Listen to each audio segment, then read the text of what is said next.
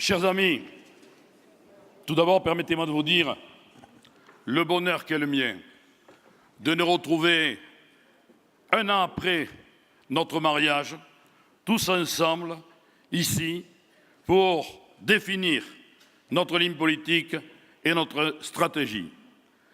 Je veux rendre hommage à nos deux coprésidents, Sylvia et Laurent. Puisque j'ai parlé de mariage, ils font un couple merveilleux et je tiens à les remercier du travail inlassable qu'est le leur pour diriger ce mouvement radical, pour n'avoir moi-même dirigé qu'une partie des radicaux. Je sais quel est l'investissement personnel que ça demande, la passion et la patience qu'il faut. Merci Sylvia, merci Laurent. Alors, au bout d'un an, naturellement, essayons quand même de regarder comment ce mariage est consommé et comment se présente notre ménage. Tout d'abord, quant au fonctionnement de notre parti, je pense que nous avons à terminer l'œuvre. J'ai presque envie de dire à terminer de consommer le mariage.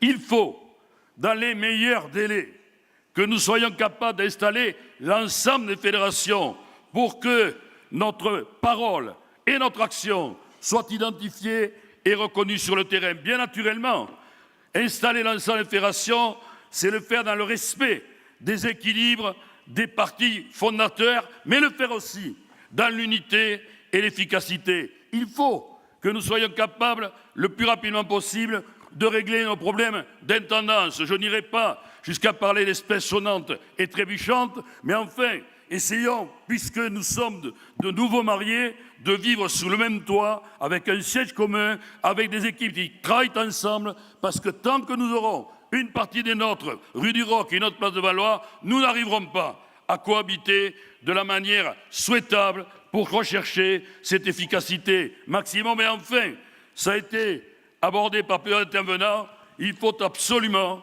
que nous arrivions, que nous soyons capables d'avoir un groupe parlementaire à l'Assemblée nationale, à l'instar de ce qu'a fait Jean-Claude au Sénat. Un groupe parlementaire de ce qu'a fait Jean-Claude avec talent d'ailleurs au Sénat, mais nous avons là une vieille tradition. C'est vrai que la gauche démocratique qui régnait au Sénat sous la 3e et 4e République, c'était le groupe des radicaux. Nous étions minoritaires dans ce groupe pendant longtemps et nous avons réussi, nous radicaux, à redevenir majoritaires. À l'Assemblée nationale, nous avions, sous plusieurs législatures, un groupe composé à peu près d'ailleurs avec la même méthode. Mais cette fois-ci, nous y sommes. Je l'évoquais l'année dernière. Il faut maintenant que les choses soient claires. Les parlementaires radicaux doivent siéger dans les groupes radicaux, que ce soit au Sénat ou à l'Assemblée nationale. Et s'ils ne sont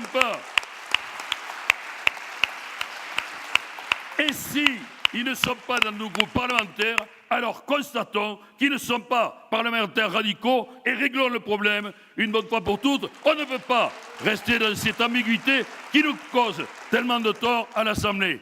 Car, mes amis, et ce sera une réponse à Jean-Claude, nous avons créé l'année dernière un parti et nous le voulons indépendant de toutes les autres formations politiques, indépendant de la droite, de la gauche. Nous voulons assumer nous-mêmes ce que nous sommes. Nous voulons porter haut et fort nos valeurs qui sont celles de la République et qui ont tellement besoin, par les temps qui courent, d'être défendues. Nous voulons que les institutions soient conformes à notre vision de la démocratie, car, constatons-le, regardons quand même quelques instants, je le ferai rapidement. Nathalie, je te promets, je respecterai mon temps de parole. Ça me fait drôle, parce qu'avant j'avais un temps illimité. Mais tout de même, est-ce que sur la forme, le fonctionnement de l'État que nous voyons au quotidien sous nos yeux est celui que souhaitent les radicaux? Les radicaux, ils ne sont ni jupitériens, ni césaro-gaullistes, ils sont partisans d'un régime parlementaire avec un Parlement qui ne soit pas dirigé et dominé par un groupe godillot. Ça, c'était le gaullisme que nous avons toujours combattu et que nous combattrons toujours. Mais au-delà, sur le fond, bien naturellement que nous souhaitons la réussite du président de la République. D'abord parce que beaucoup d'entre nous l'ont soutenu et qu'au second tour, nous avons tous voté pour lui. Mais au-delà, parce que le succès pour la République, sa réussite, c'est le succès de la France. Et nous aimons notre pays. Et nous voulons que la France soit belle, prospère et solidaire. Mais force est quand même de constater, et je ne vais pas bien sûr me livrer à un inventaire exhaustif de l'action gouvernementale et présidentielle, mais force est de constater quand même que sur beaucoup de politiques, le compte n'y est pas, en particulier les politiques qui sont chères au cœur des radicaux, la solidarité, la laïcité et les territoires dont nous avons tellement parlé hier. Et d'ailleurs, comment pourrait-on mener une politique efficace d'égalité et d'aménagement des territoires à partir du moment où on a sorti les collectivités du ministère des Territoires pour le remettre au ministère de l'Intérieur, qui est par principe un ministère jacobin et qui, surtout, avec le titulaire actuel du poste, ne s'intéresse pratiquement qu'aux métropoles avec talent. Elles ont leur place dans la construction de la France, mais la ruralité, les villes moyennes, ça existe aussi, et celles-là, elles sont laissées pour compte aujourd'hui. Enfin, chers amis, c'est surtout pour cela que je demande un temps de parole. L'échéance européenne approche. L'Europe, c'est notre histoire, c'est notre cœur, c'est notre ADN. Pas simplement parce que l'un d'entre vous, Maurice Faure, a, en 1956, signé le traité de Rome, mais parce que ce traité a été voulu avec un courage exemplaire par ses auteurs et ses responsables, par les chefs d'État allemands, français et autres, qui ont compris qu'il fallait mettre fin à ces guerres européennes tellement meurtrières et que la paix devait désormais régner sur le continent européen. On l'oublie tout cela. Certes, je comprends bien que l'Europe telle que nous la voyons aujourd'hui n'est pas l'Europe de nos rêves et nous avons raison de la critiquer et de la contester. Mais de là à revenir vers une Europe des nations qui porte tous les nationalismes, les radicaux doivent faire entendre leur voix. Nous avons, depuis toujours, un projet européen. Nous sommes pour les États-Unis d'Europe. Nous sommes des Européens fédéralistes et nous voulons que désormais, contrairement à ce qui est aujourd'hui, le président des États-Unis d'Europe soit élu au suffrage universel par tous les peuples d'Europe et qu'un gouvernement européen contrôle et dirige la Commission. C'est cela l'Europe démocratique, c'est cela l'Europe des peuples, c'est ce que nous avons toujours proposé, c'est ce pourquoi nous avons toujours combattu. Alors oui, moi je souhaite que nous soyons présents à cette élection européenne et que nous ayons une liste radicale à l'élection européenne. Je sais que l'on va me dire, c'est le seul moyen de faire entendre notre voix.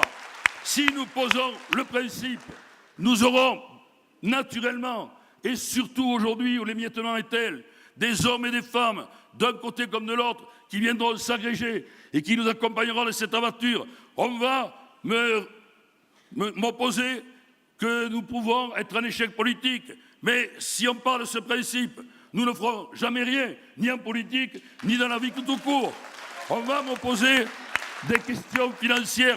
Mais que diable, que l'intendance se suive. Est-ce que nous avons un plus beau projet que le projet européen? Et avec les listes nationales, nous pouvons désormais de nouveau, je m'adresse au trésorier qui connaît bien ça, le faire sans ruiner le parti et sans dépenser trop d'argent. Cette idéologie est la nôtre. Les Européens arrivent. Trop d'intervenants hier ont dit nous ne sommes ni lisibles ni visibles. Nous avons là, Madame, Monsieur le Président, une belle occasion de nous faire entendre, de porter notre idéal, de porter l'idéal de l'ensemble de la nation. Allons-y. Haut les cœurs sur une liste européenne et vous verrez que les choses changeront et que nous serons l'an prochain de nouveau beaucoup plus nombreux. Ce sera la fierté des radicaux et la fierté de nos deux coprésidents.